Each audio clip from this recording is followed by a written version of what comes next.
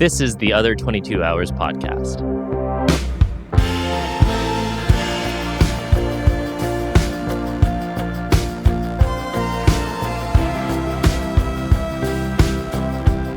Hey, and welcome to this week's episode of the Other 22 Hours podcast. I'm your host, Aaron Shafer-Haiss. And I'm your other host, Michaela Anne, and we are on episode 126.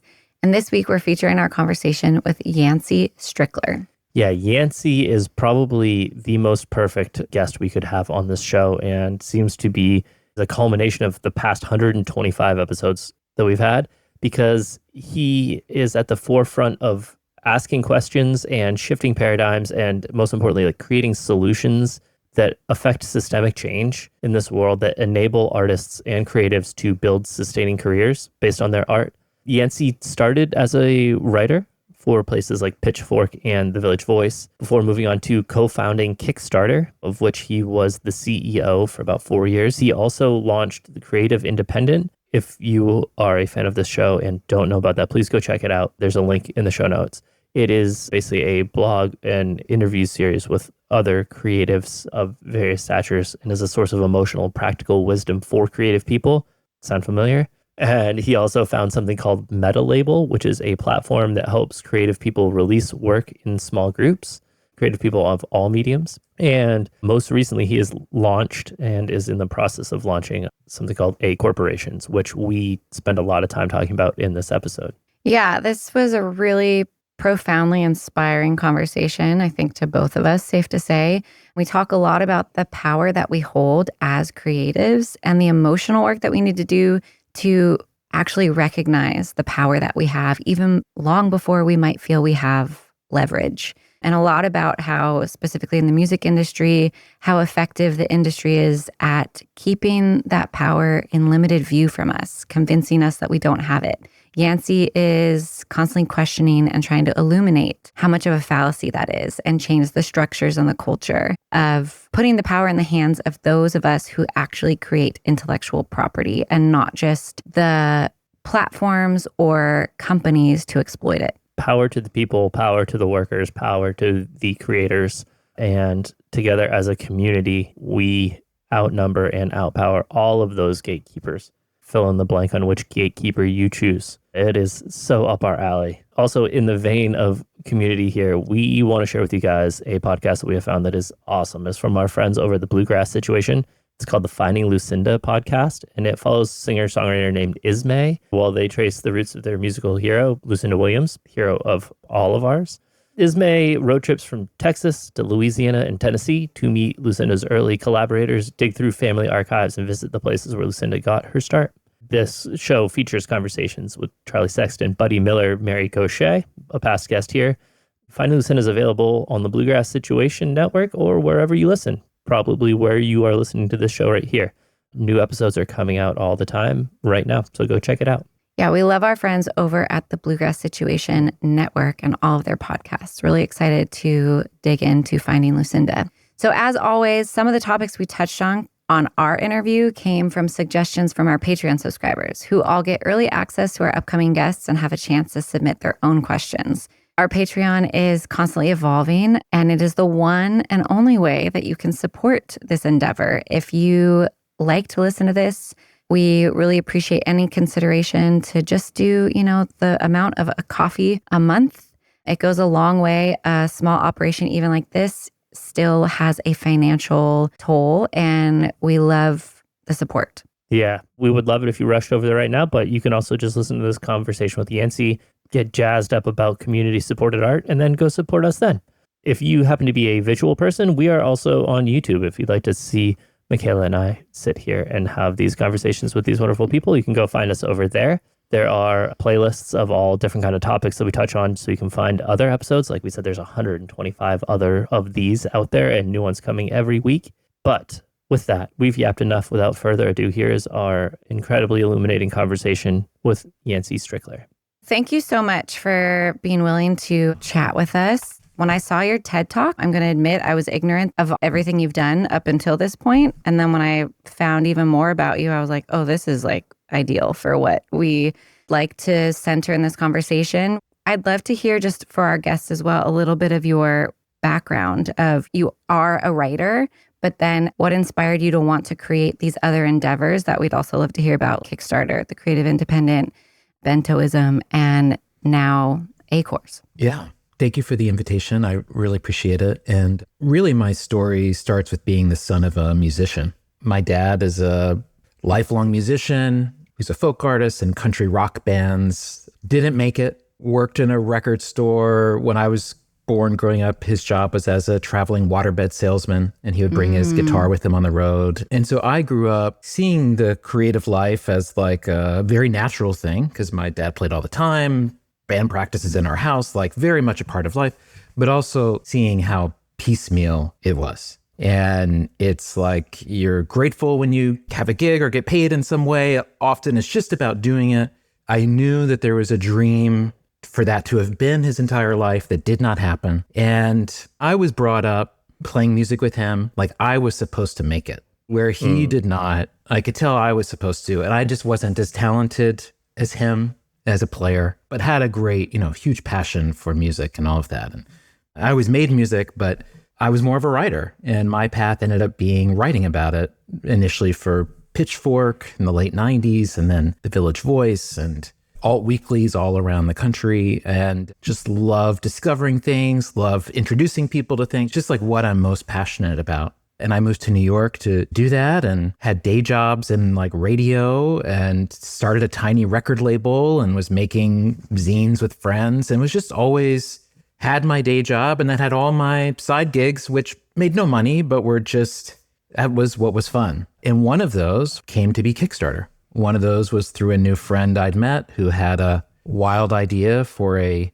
platform where you could propose an idea, a creative idea, and the public could choose whether or not you were greenlit. That project demanded skills I'd never had before, learning business, learning what entrepreneurship was, like a lot of growing up.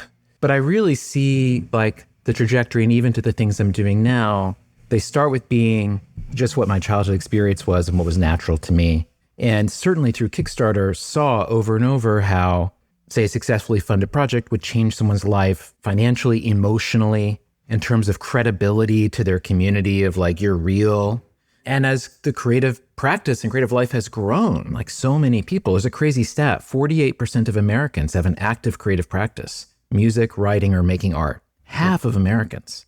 And the internet creates this interesting thing where you can try to make your side job your job. You can turn your hobby into money, be careful what you wish for, but that path is available. And then the truth is, a lot of us are making things appreciated by lots of people that for the outside world might not appear like much, but within our communities, they're really meaningful. There's often a lot of money or support, more than you would expect, that exists just because of love and just people appreciate. And we still treat, as a society, as an economy, treat what we do as this weird sideline blip, like side hustle thing. In reality, it is at the center of our economy, is at the center of culture. It's at the center of like power, and the systems just don't match it yet. And I see in that gap an injustice, but I also see in that gap a huge potential, because I don't think that the status quo is due to any specific maliciousness. It's just like the conditions were different before, and you make us as creative people, whatever our practice, make us more capable, give us more tools, let us act as real entrepreneurs and not infantilize us with BS tools. Like, we can do well. I feel like I have an appreciation of where we are and where a lot of us as creative people find ourselves. And I just have such a confidence that what we do is worthwhile, that we're hugely appreciated by many people, and that we can build on that into a more economic, sustainable existence. I didn't know that's what my life would be about, but that's turned out to be what it's about. And I'm grateful for it. One thing that really attracted me to your work and your viewpoints on all of this is that there's this weird dissonance between the public perception of what, and I'll just use the music industry as an example of like a successful musician. You think of like Taylor Swift, Beyonce, Elvis, all of these people that have millions of dollars. And so people are like, oh, they don't need help. Those people don't need help. The vast majority, 98% of musicians are blue collar, you could consider. Like you said, there is no system in place. It's basically like turning to some kind of beverage company, and it's like, once you're Coca-Cola, then we'll help you. But until then, good luck, maybe get a day job. It's funny, even for people at, say, the Beyonce level. Taylor Swift has done specific things, but like royalties are thank goodness for anyone who gets them, they're an ongoing income revenue stream that is so critical. But like if you look at, say, Hypnosis or BlackRock or these private equity firms have been buying songwriting credits, they view songwriting as like an intellectual property like gold or something that they can put on their balance sheet, they could put in their financial models, they can borrow money against it, they can capitalize that because they exist in a system that's how they see things. That same opportunity is actually not available to the artists themselves, the people who make the work. Platforms can turn the value of art into stock that they sell and use to make more money on. Same with publishers or record companies. Same with these investors buying things now. Literally everyone in this situation is able to access capitalism using this creative work, with the exception of the artist. Even for someone at the level of Beyonce, your royalties are just like an income stream that passes in versus if you look at a corporation, like you can use that as an asset that you can capitalize, that you can raise money again. Like there's all sorts of things that you can do. There's just a mismatch of how we understand what that is, to where a financial party is allowed to view one way, but the actual producer of the work is not. And a lot of that, as I really started to think about this, comes down to, as boring as it sounds, corporate structure, where these companies exist as C corporations, which is an entity that allows you to issue shares and exists on the stock market and take in money from capital markets. Not things I'd ever think I would talk about, by the way, before by the weird turns my career took. But like companies can do that. As an artist, there is no such mechanic. Through this artist corporation site, more than 3,000 people have filled out this long form about what their situation is.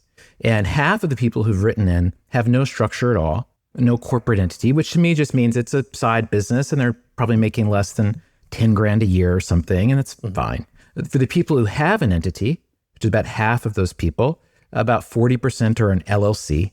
And then the rest is like rounding error between lots of different types of forms. And as an LLC, it's a legal shield. It's a basic financial instrument that's pretty flexible, but it's complicated to set up, not easy to administer, doesn't have ownership the way you do in other sorts of instances. And like raising money, doing things like that normal businesses do, that businesses do when they get bigger, those are not things that are available to artists. So, I've been working for the past year on this new structure called an artist corporation or an A-Corp, which is like an LLC or an S-Corp or a C-Corp, is a legal designation. It's a new type.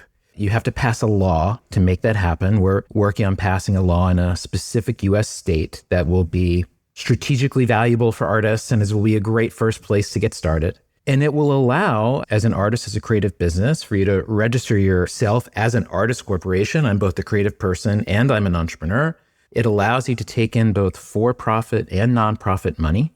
It allows you to protect your IP, have your work owned within this container of your A-Corp. It allows you to, if you wish, issue shares, which you could do as collaborators. So if the three of us are partners, equal, great. We all own 1/3 of this. And there's like actual paperwork to prove that. In the event that some financial event happens, it all is clear what's meant to happen. And it can do things like give you access to healthcare, pull together with other A-Corps. And it's just creating a very basic form, really taking parts of what exists already and reconfiguring them and saying, this is a special category of work. These are people that create huge amounts of value. These are people that are currently blocked from capitalism. This is a structure that reflects all the different income streams that are the reality of being a creative person, for-profit, nonprofit, royalties, streaming, merch, like all the mess of things that we all deal with. And it recognizes those and says, all of these things together, this has real value. This has equity. This is something that can grow. And so have great legal experts writing this with us and making the case to politicians who are very receptive. Yeah, I mean, for anybody that's watching this on YouTube later, you can see that Michaela and I are just nodding the whole time because it's like, why doesn't this exist? We live in Nashville, we live in Tennessee. The music industry is a $7 billion industry in this state. That is not a small industry. And really, there's not much of this available.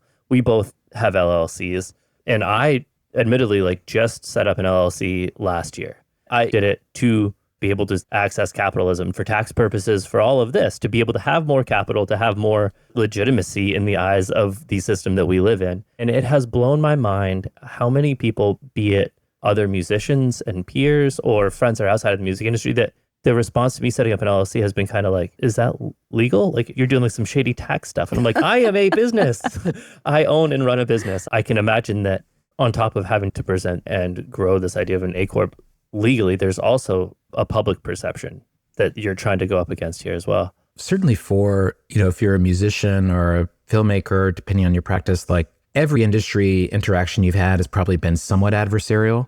Whether you realize it or not, you're navigating a gauntlet of needing to protect yourself and your interests. And I've been going around the country meeting with artists at every level of their careers and hearing from them, and heard too many stories of people of, I signed a deal, it was not a good deal for me. Let me walk you through what it took to get out of that, or I'm not out of that. And just like horror stories that a lot of what these artists were wanting to hear in these face-to-face conversations was like, is this actually safe? How do you protect my safety?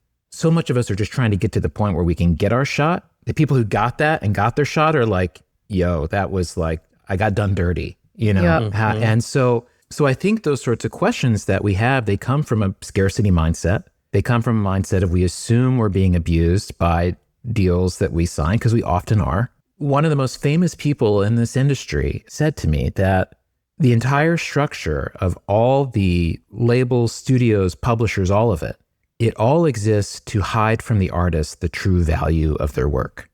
That is the only reason the system makes sense. I just got chills. Yeah, me too. Because the true value of the artist's work is as intellectual property. That's how we describe it now, but as a renewable, again, financial terms, renewable asset that keeps generating things, will continue to have relevance, staying power, whatever. The entire goal of this system is to own and control those things and to do all sorts of weird deductions as possible to ensure that they're getting 85 cents of every dollar. And that's what the terms say they're supposed to get. They're getting even more than that, of course, in reality. And that has existed because early days of every industry, these gatekeepers, that was how anything got out into the world. Pre-internet, the line between mainstream and underground was like Grand Canyon chasm difference. It's not like today where if you're indie or whatever, it doesn't make a big difference. Back then, it made a really big difference. And so they could set these sorts of tolls, right? They could set these rents. And like, what choices an artist have? And because so few people actually were practicing artists, oh, okay, some rich people got less rich than they would have before. A few people got exploited. Like, what's the big problem? Yeah, it sucks for them. Like, maybe as a society, we wouldn't care that much.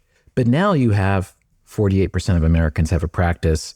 Being a creator is the most desired profession for people under the age of 25. AI is just going to make a lot of what are currently jobs just input-output, which is ultimately going to make personality, identity, voice, those sorts of qualities where I think we as creative people are especially skilled. I think that just becomes more important. And Mr. Beast burgers or something, or like maybe an extreme version of this, but like I can imagine a future where A-Corps are competing with C-Corps for being like, what type of community economy do you want to live in? Like, what's your brand of capitalism? Is it supporting other artists, no matter what they do, or is it a more traditional style of old school corporate capitalism? Like, I can see how if we as creative people are placed in the driver's seat, if we have a table of our own, not just a seat at the table, I think the outcomes begin to look quite different. And a part of this does need to come with a lot of education for us as creative people. I mean, I got it through starting a business. Like, I had to learn these skills, and I'd always been terrified of money growing up. To me, it's like money and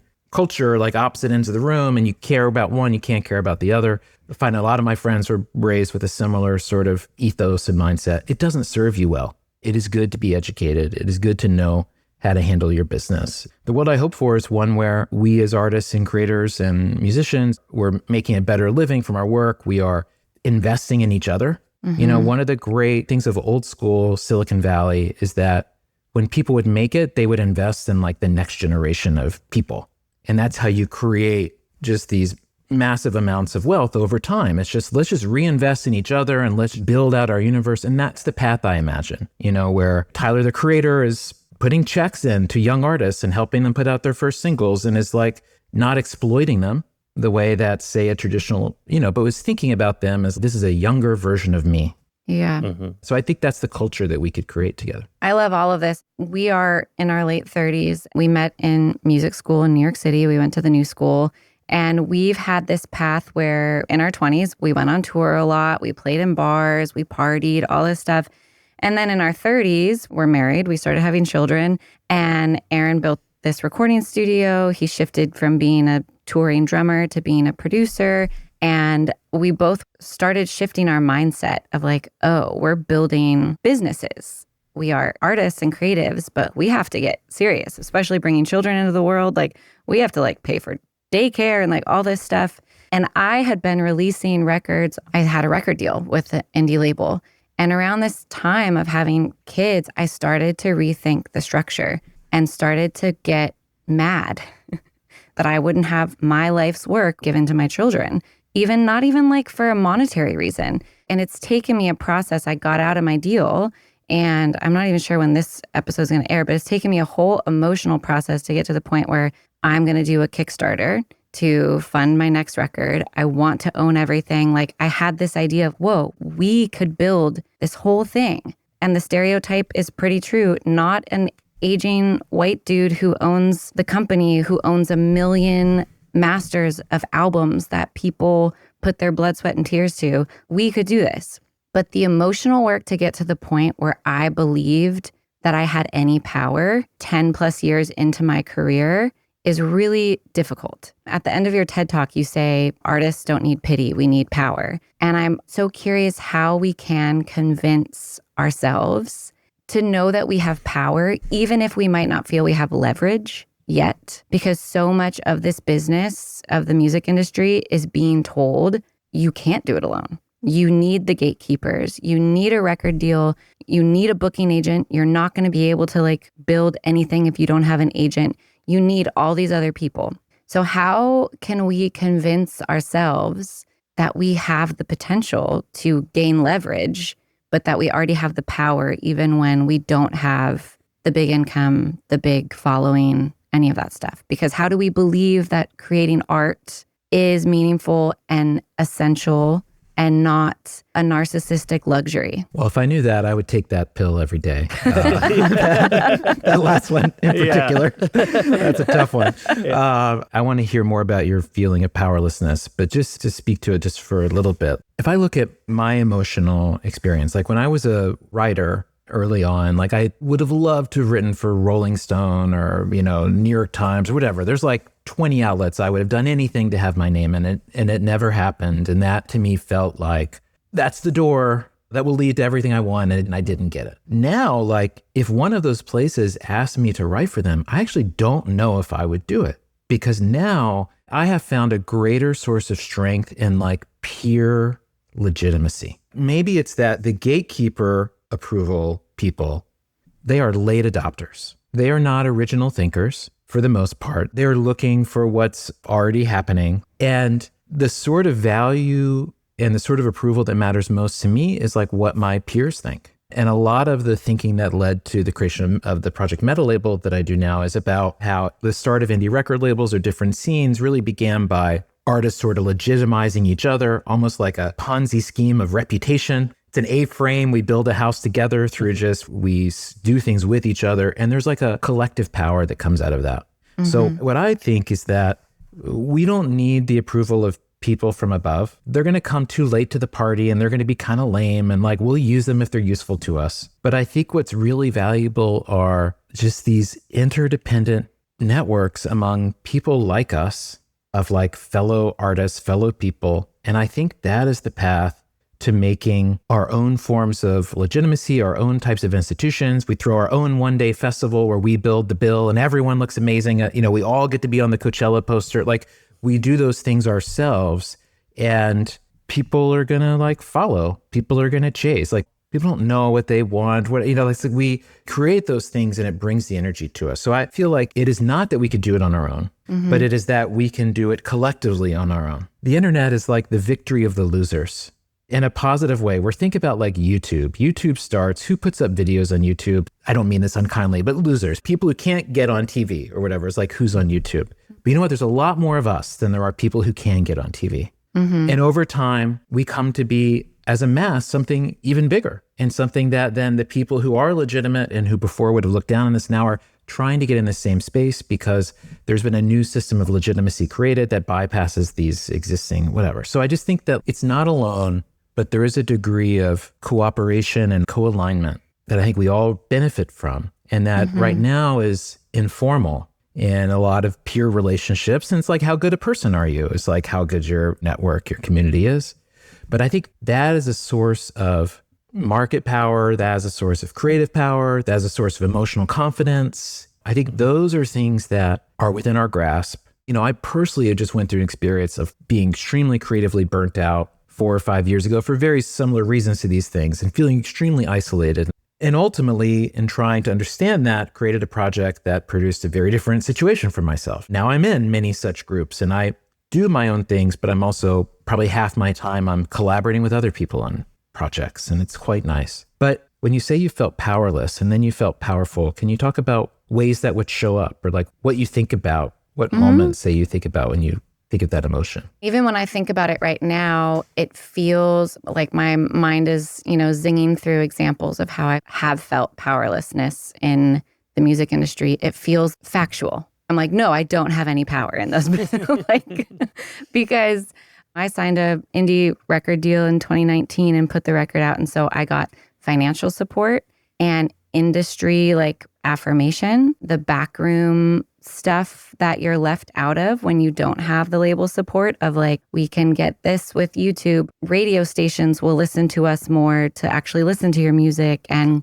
I saw the positive come from that. I saw gaining an audience. I saw radio support, then selling more tickets. I signed with a big time booking agent who books my heroes and then had access. And my experience was that was all well and good, except I didn't own my record. You don't realize the ways that actually can impact you in your real life down the line, because I'm like, well, it's okay that I don't own my record because maybe half as many people would have heard it if I had owned it and released it myself. But now my vinyl is out of print and the record label will not reprint my vinyl. My operation depends on my vinyl sales when I go and play shows. It's a drop in the bucket for them, so they don't want to reinvest. But it's a portion of my income that I rely on. My agent, when I told him I was pregnant, dropped off, told me how hard it was going to be, stopped answering emails. I didn't get festival bookings and tours. Those are the instances of well, where is my power if the person that is able to get me work is no longer interested and that work won't listen to me? When I email them, they're not going to respond. But when my agent emails them, they'll respond. And now that agent is like, you're pregnant. You're not a worthy investment anymore. So those are all of the experiences that I think what happened for me. I eventually was like, fuck it all. I don't care. Because I got to the point where I would rather sit at home. Or honestly, what I think happened, Aaron is a good motivator and a problem solver and reminder of all these things. I went and started playing house concerts. In my earlier life, I would have thought that would look like I wasn't a legit artist. If I was going to play house concerts, I needed to be playing certain clubs and working with certain promoters, all that stuff. But I would go play a house concert and be like, wait, I'm making more money and there's less hands taking from the pie. And these are fans. There are people here. Why does it matter that these people are supporting my music in a living room versus in a club? I'm just going to the source. And that all kind of shifted my mind. That actually kind of re-inspired my earlier ethos when I was just starting out. I used to think of that as a failure. Totally. I know exactly what you mean. And I wonder if part of it is maybe you needed that experience of you get the label deal, you get that, you're able to be disillusioned to be able to appreciate it. Because otherwise that might have always seemed like the golden ring. 100%. I think about this quote from Kurt Cobain all the time, where he talks about how by far his favorite time in Nirvana was the year before Nevermind came out.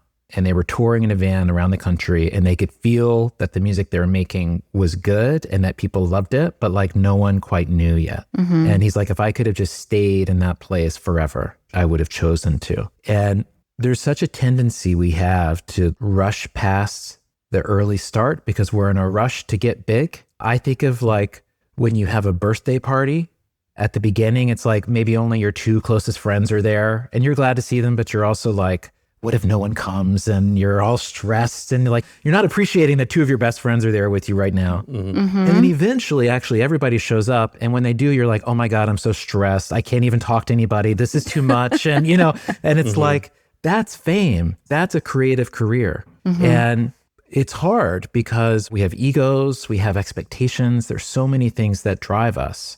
I ran a tiny label, like digital only label back in the day, where I would go to see bands at shows and I'd find their CDRs and I'd be like, hey, let me put it online for you and I'll like get you a Pitchfork review and whatever. And took no ownership. They got all the money. Like it was just because I enjoyed doing it. Several of those bands went on to get courted, and one band, the Rural Alberta Advantage, who still play today, great band, they'd made like 60 grand selling their first EP like online with me. And labels were courting them, like Sub Pop, Saddle Creek, all these things. We had a South by Southwest experience where they played their 10 shows. You know, I'm there with them the whole time. All the labels are there. It's the whole deal. And we were looking through these deals together, and it was clear that they were going to make less money on all these deals than they were with me. But what the 3 of them spoke about was signing a deal would say to their parents or their spouses, we're legit. We have made it. And for them at that moment, having been making music forever and satisfying that emotional need, getting over that hurdle was the most important thing. And I thought they were totally right to do so. I saw it. I absolutely saw it and like understood that. There's a degree of calmness that gives us that we maybe find is temporary. It's temporary. But like, I would love for everyone to be able to have that part of our ego satisfied enough to just let us appreciate what we actually have. Because often, I think almost always we have more than we realize. And that what we believe will be our salvation is just another gate. And it probably has more trade-offs than we realize. But it's hard living in a culture and an information environment where you're constantly comparing yourself. And of course, we all have such dreams for what we do. Why else would we be here? We're really good at tying ourselves in knots, I think. Funding is the big thing as well. Legitimacy and the connections, but funding. And because signing a record deal is a different kind of debt versus if I took out a loan or racked up some credit card debt to support what I need to like put a record out or did a Kickstarter. And that's a whole other thing. Also having the emotional stance to believe that you are worthy enough to ask people and it's not embarrassing to do a Kickstarter. But a record label, we don't see that in the same way because they're not going to come collecting from us. But there's all this money spent on my account that also I don't even know what's spent a lot of times. What publicist is taking someone out to a fancy dinner and that's charged to my account and that's that much more money that needs to be recouped before I see a percentage of the net profit. So you just kind of can put it away. So that's an interesting part of like, how can artists create more financial freedom and not get tied up into these very veiled deals that also a lot of artists don't share deals with each other. Oh, for sure. I had a friend send me her record contract because she was like, I believe we need to know this stuff. And then all of a sudden we're revealing like, oh, wait, you just did like a 7-year license? What?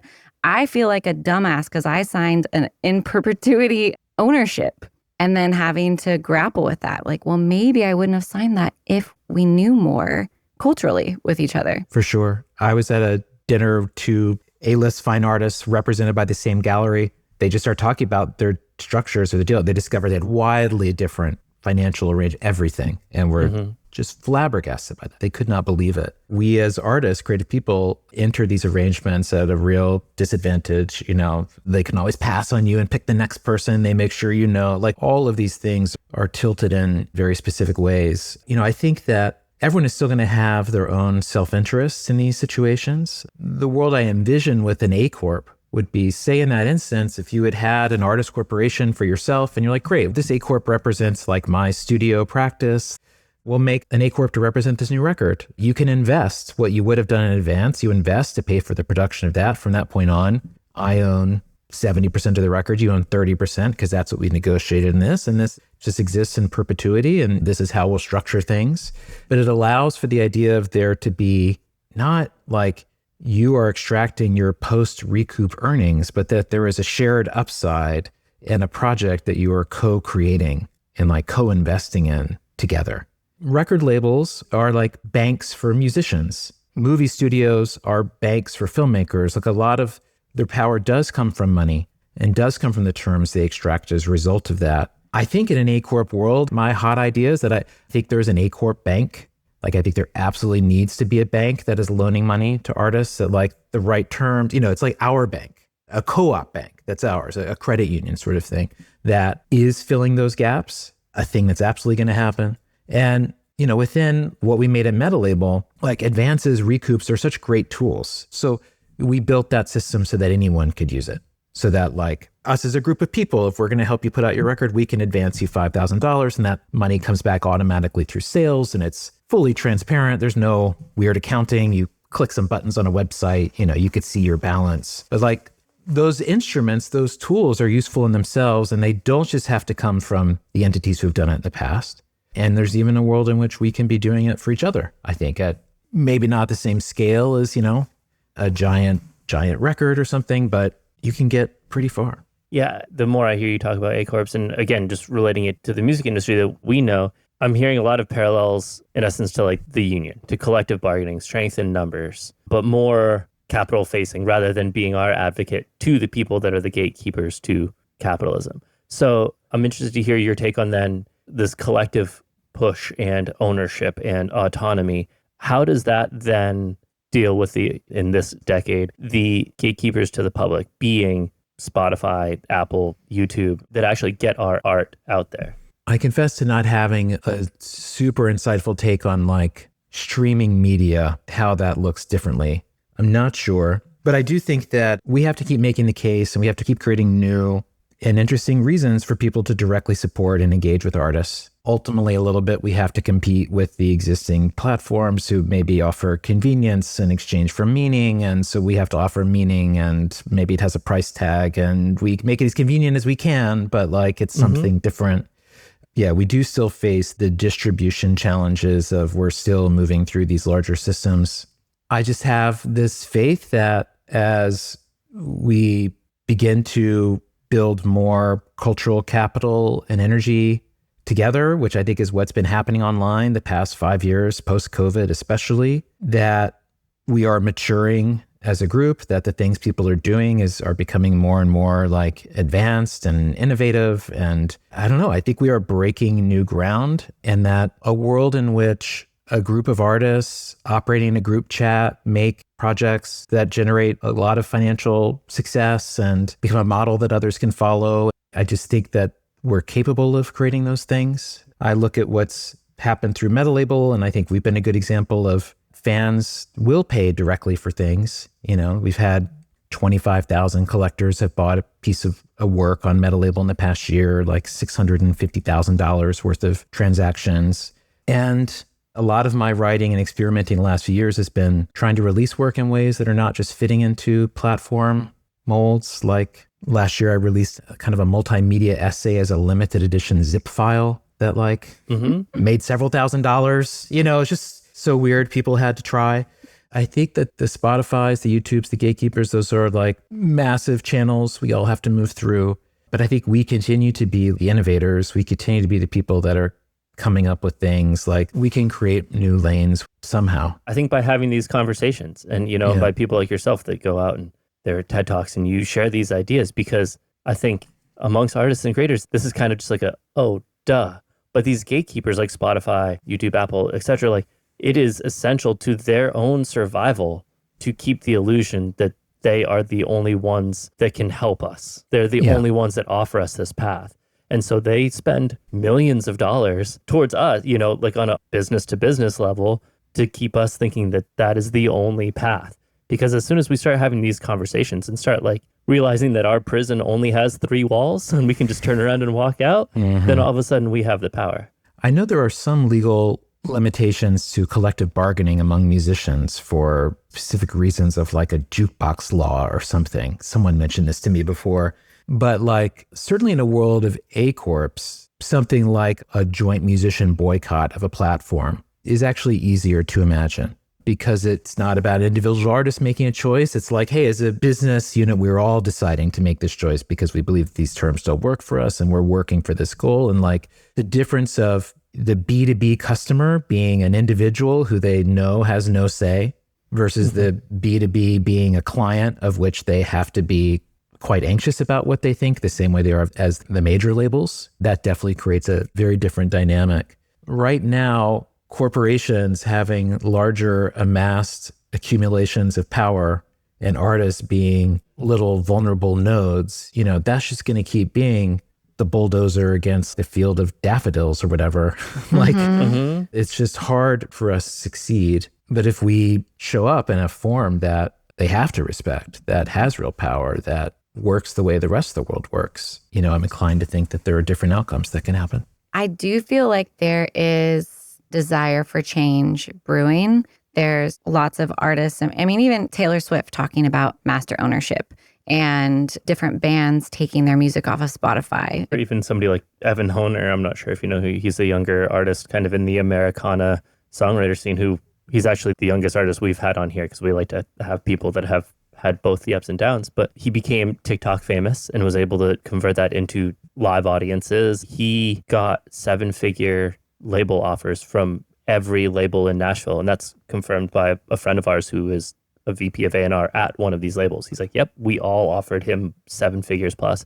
And he turned it down. He was just like, I'm already making this money. You want me because I'm doing this. And he started his own label called Cloverdale to help other artists. Which is similar to what you were talking about, like a collective. They aren't like a business structure that's offering a large advance, but they're collaborating together. So they're then like sharing and spreading the word of each other's music by being featured on each other's songs and feeding the algorithm. So it's like, I see the change happening. There's so many more. I mean, we're about to interview a band that's like headlining Madison Square Garden and Hollywood Bowl, and their press release is all about how they are independent now and they are not within the label structure.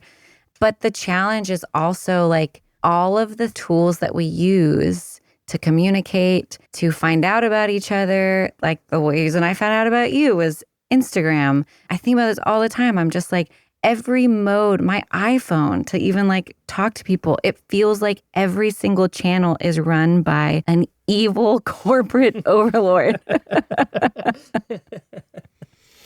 I'm like, what do we do? I don't know what to do about that. There's a book, All the King's Men, Robert Penn Warren. It won the Pulitzer Prize in the 1920s. And it's like a fictionalized account of Huey Long, who's the governor of Louisiana. So he's like a crooked boss type of politician, a lot of graft, a lot of doing things. And there's this incorruptible doctor that he's just trying to get to. And he says to him, hey, I'm going to build you the world's best hospital here in wherever it is, this tiny town. You're going to have the world's best hospital, just take the money. And the doctor's like, no, I will never take your money. And the Huey Long character says, the world is made up of shit. And it's the job of some people to turn shit into something good. I've come here with shit. I'm offering you shit. And you are refusing the offer to turn it into something good. That is like what, the universe doesn't like, something like that. And I wouldn't take in the money if I'm the doctor. I'm stubborn in that way and those sorts of values. But I think about that idea of, what does it mean to try to make something that's shit and to make it something that does truly serve what we wish? And I think that's kind of what's incumbent on us now of like, we have to enter these spaces. I try not to, but I have to. And I need to use it for my own reasons. And I need to use it for my own values. And I have to be careful because these systems are more powerful than me. And I know what they do to me.